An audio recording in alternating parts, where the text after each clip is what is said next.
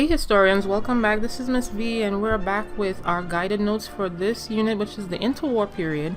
And here we are talking about Hitler and the growth or the rise of the Nazi Party in Germany. This is your guided notes 13.3.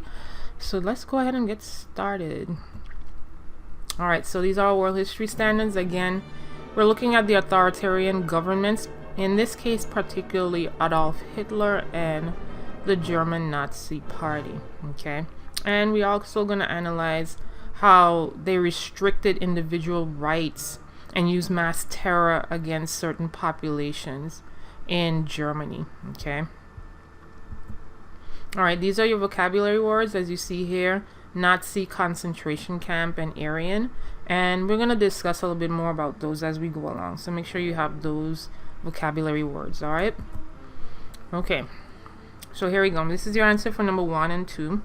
I have the notes in front of me now so I can be able to make sure I follow along. So this is number 1 and this is number 2. Okay, so the political party that Hitler joined was the German Workers' Party. He did, as you see here, he joined the Western Front of the war during World War I. And then after that, he entered into politics, and then he joined what was called the German Workers' Party. He saw the failure of the Weimar Republic. Remember that the Weimar Republic was not able to bring Germany out of this economic depression. It was really bad. As you see here for number 2, the failures of the Weimar Republic, uncontrollable inflation, like we talked about with hyperinflation, there was no democracy, and there was so many political parties that it was political chaos. So in that sense, because of that, this was kind of an avenue for Adolf Hitler to rise to power, as you'll see here. Alright, so this is 3 and 4. So the term Nazi itself comes from the word National Socialist German Workers' Party.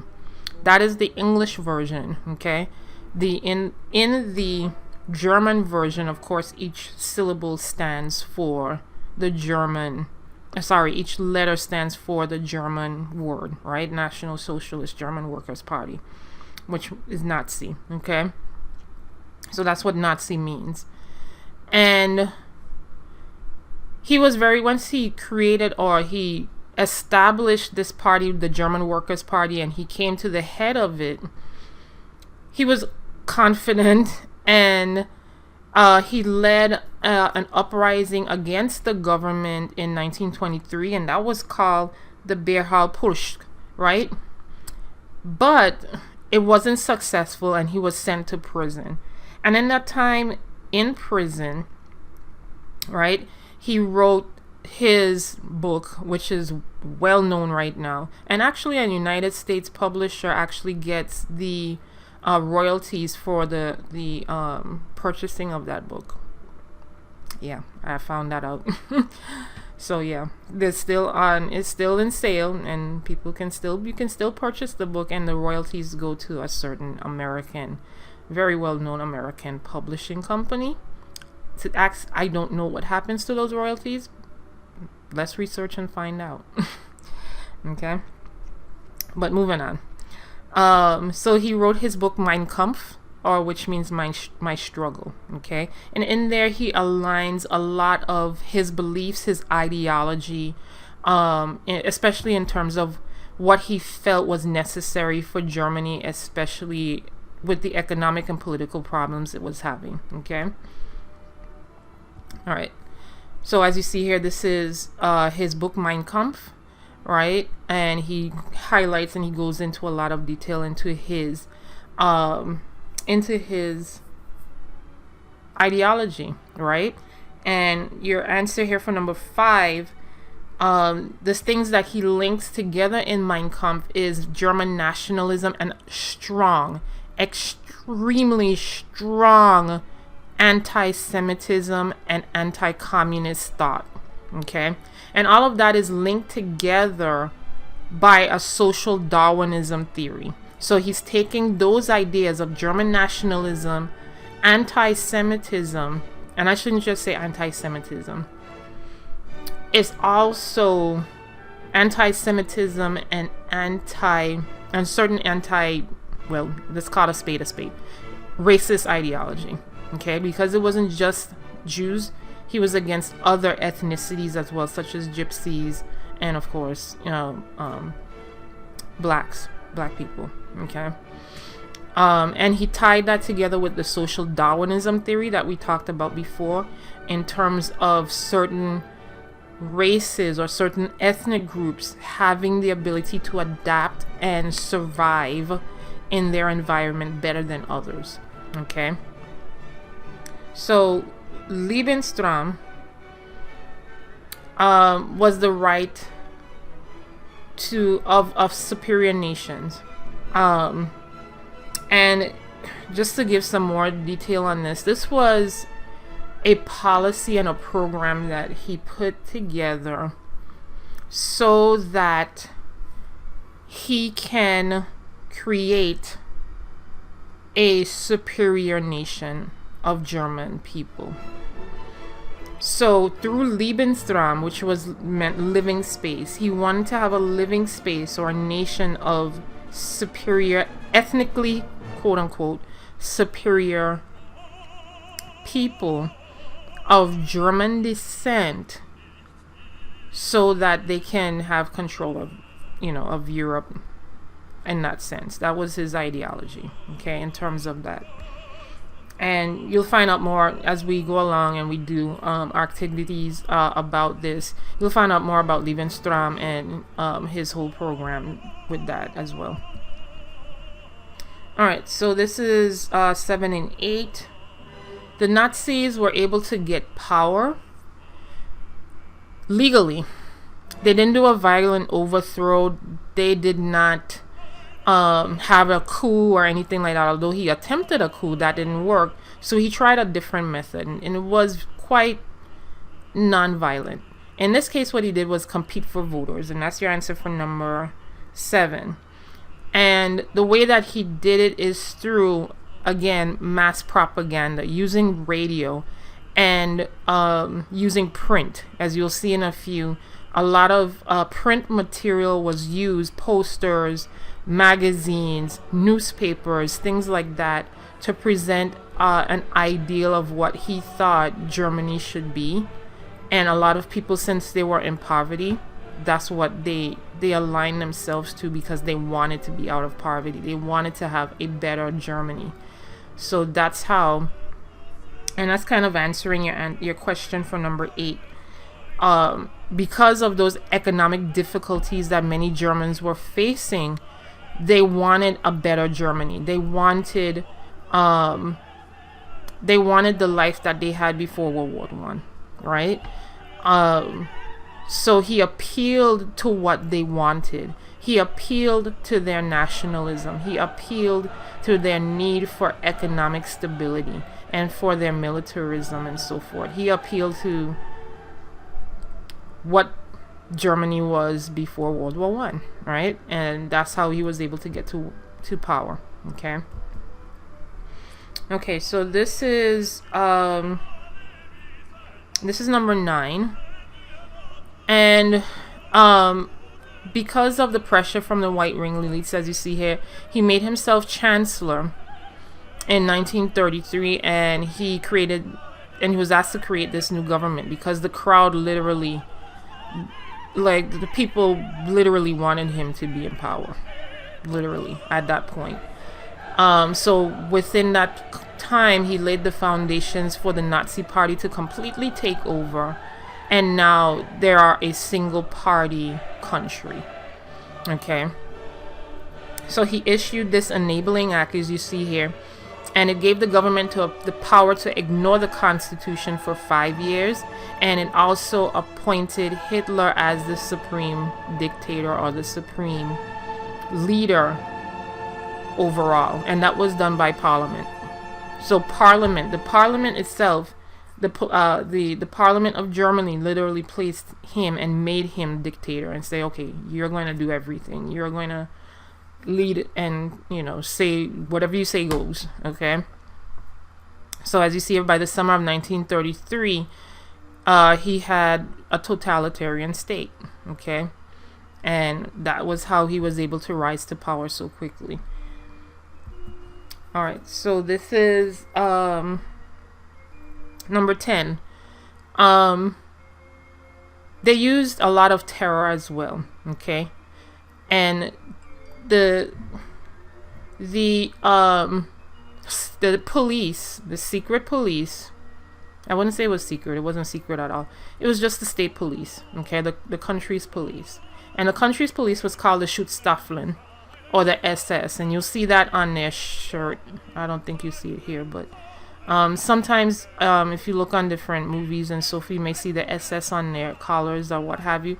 And that was to represent the that military, highly militaristic police force that he had, which was the Schutzstaffeln or the SS. And the two basic principles, as you see here, was to use terror, repression, and murder, right? If people didn't follow along with their ideology, or if you were any of those ethnic groups that I mentioned before, Jews, Gypsies, blacks, anyone that they did not feel was ethnically superior to Germans or as ethnically superior to Germans, they were captured, either executed by execution squads, placed in concentration camps, etc. Okay, so that was their one job. And then the other job was to further the Aryan, quote unquote Aryan master race. And again, Aryan in this case is not used in the proper manner, so I want to make sure that I put that out there. The word Aryan is not in reference to someone that is blonde hair and blue-eyed. It actually references the ethnic language of certain areas in the Indo-Iranian area. And the Nazi Party and Hitler took the word because it was very close to a German word which means honorable, and I think it's Henry. I'm not pronouncing it right, but it's very close to a German word that means honorable. So they took that word and they made it to the point that the Aryan or German descendants or ethnic group were honorable people. Okay, so therefore that's how Aryan came about in terms of the use of that word. But that word does not literally mean blonde hair, blue-eyed people of Nordic descent. Okay, that's not what it means. It actually references an ethnic language of the Vedic people, which are Indian Iranian descent. Okay. All right, so this is number 11. This is number 11. So he did try to end the depression, right? And the way he tried to put people back to work and to end the depression was a series of public works projects and grants to private construction firms, very similar to what the United States did with the New Deal, right? Those public works projects. What was different here with the United States compared to Germany, Germany did start a massive rearmament program, because if you remember from World War I with the Treaty of Versailles, they were supposed to disarm themselves. Okay, so they were supposed to reduce their military armament drastically. However, Hitler restarted it and he pushed it all the way to the hilt, right?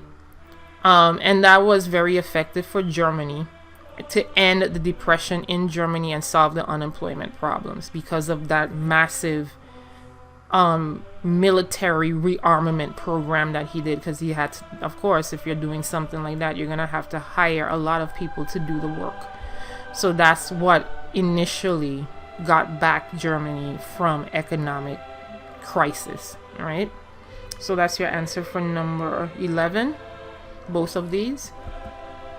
Number 12, how were women viewed in Nazi Germany? As you see here, And as I mentioned with Lebensraum, and you'll see more about that, their job was to be the bearers of the Aryan children. And they were literally encouraged in youth groups, because there were certain Nazi youth groups. It went from ages 10 all the way to 21.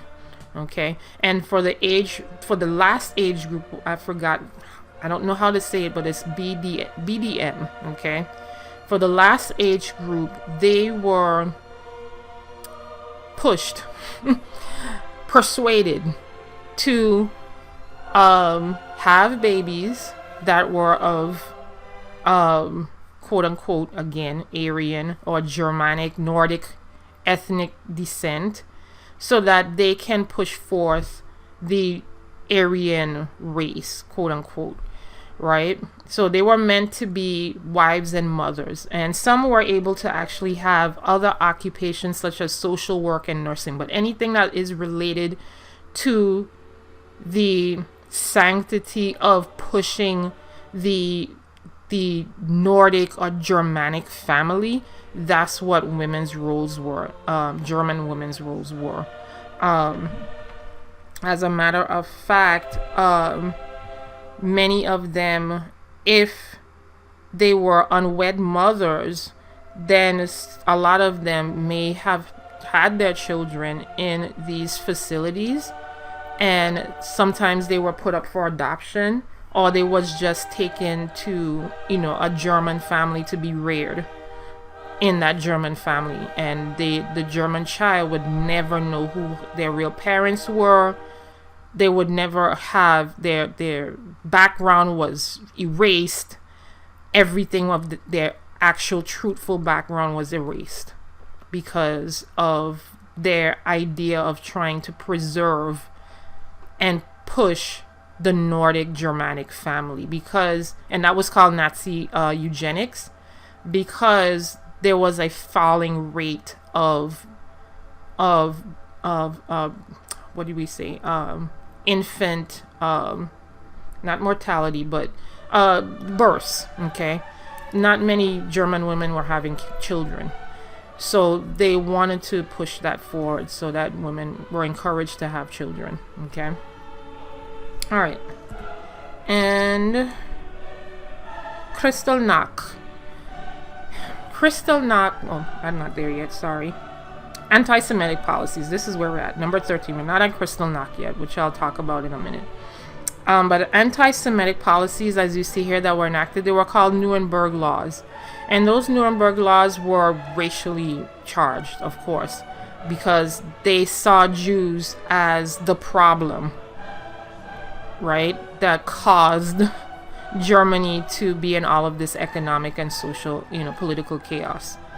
So, or Hitler and the Nazis, as he went through this. So some of those laws were, as you see here, Jews were excluded from German citizenship. They were stripped of their civil rights. They forbid Jews and Germans from marrying, and they also had to wear this yellow Star of David on their clothing. It was sewn on their clothing. They had to sew it on their clothes, and they also had to carry ID cards to mention that they were Jewish, and they had to have that card all of the time. All right, and you'll see more about that in class as we do some activities with that. And here's Kristallnacht. What was Kristallnacht? Kristallnacht was a violent anti-Jewish activity that happened, and it began on that night of 1938, as you see here, November 9th, and it's actually called Night of Shattered Glass. And what happened was that the Nazis and the SS, right, the SS went in and destroyed synagogues, Jewish businesses. As you see here, 30,000 Jewish males were arrested and sent to concentration camps. And actually, it wasn't just males. A lot of the women were actually arrested as well and taken to concentration camps. And the children. Children are also taken. A lot of the children, they were not necessarily placed in concentration camps. They were placed to work. If they rebelled and they did not take the German education indoctrination given to them, or subjected to them, I should say, then they were placed in concentration camps. So children were put in concentration camps as well. Okay. And this was called Kristallnacht, as you see here. And again, in our activity, you'll find out more about this. Okay. And the last question, how was media used to promote the Nazi state? As you see here, the Nazi regime encouraged radio listening. They used a lot of posters or magazines, right? And they also used film. So film had a lot of influence as well to carry out their messaging. Leisure was also a way for them to control the minds of the citizens. So concerts, film, guided tours, sporting events. I read in one instance where Hitler placed an evening of entertainment. He had the youth groups perform for the crowd. Okay, and of course everything surrounded as much of, you know, their education, indoctrinational education, as much as possible. Okay, so that's the way that he was able to really get into the minds of the citizens, right? So that was the way he did it. So now this is your activity, as you see here, and this is some of the posters, as I mentioned, that was used. You're going to answer these two questions based on these two posters, and the description is mentioned below. The one on the left, of course, all of this is in German, so I'm going to read it. It says, the one on the left says workers, right? The brain, the fist. So der Stern, der Faust, right? That means the brain, the fist. Vote for the front soldier, Hitler. Okay. So, of course, very persuasive propaganda type poster. And also this one says fight hunger and despair, right? Vote for Hitler. Okay, and you have that image there. Okay, so again, using your information that we talked about with the way Hitler was, how he was able to rise to power, go ahead and answer these questions. If you need any help, please let me know in class, and I'll definitely help you with this. All right, thank you for tuning in, and I'll see you in the next video. Peace.